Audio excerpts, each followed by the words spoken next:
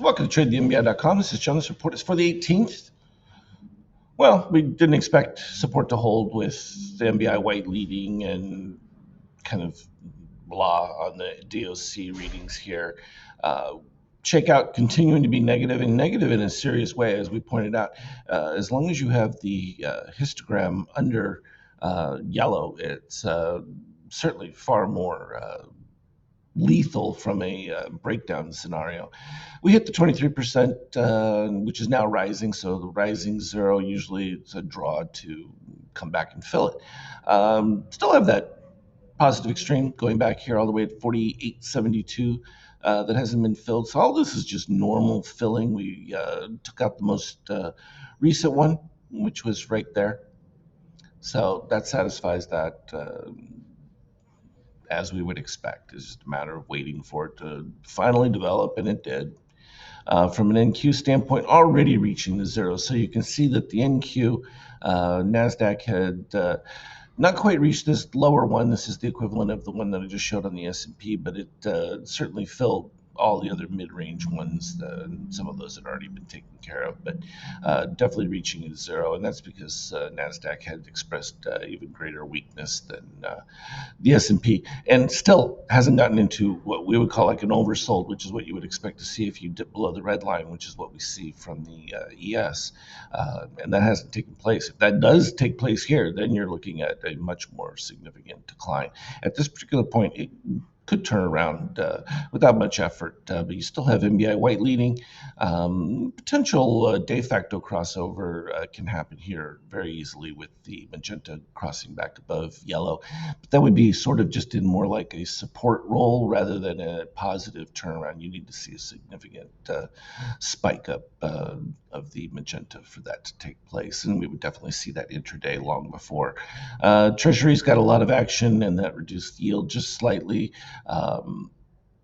But there's more room for that to go down, a lot more room for that to go down, because rates definitely have to stay where they're at or get worse because you got problems. Now, the thing that saved the market from a complete meltdown was the easing of oil. And so the fact that who knows if the U.S. is talking to Israel and having them curtail any retaliation move quickly. Well, whatever it takes to prevent that would be great. But so this helped significantly, because if oil had stayed where it was or even rose during that, I think you would have had far greater sell-off that would have been more problematic. The euro, of course, bouncing on that drop in oil because oil with the savings. Not going to change anything for the euro, but that's okay. Gold really didn't suffer anything, and that's unusual because previous sell days, and then usually you get gold going with it, and that just points out that you're not stopping gold at this particular stage. It's just not going to happen. Bitcoin continuing to ease back off right here before the halving, but as we would say, not doing anything other than moving towards filling positive extremes. So that's normal behavior, exactly what we've seen from the market after the big run up. Even a little bit more significant was ETH, which took out the entire range of that positive extreme setup. So pretty clean from that standpoint. Is it done? Probably not, because there's still some more to go.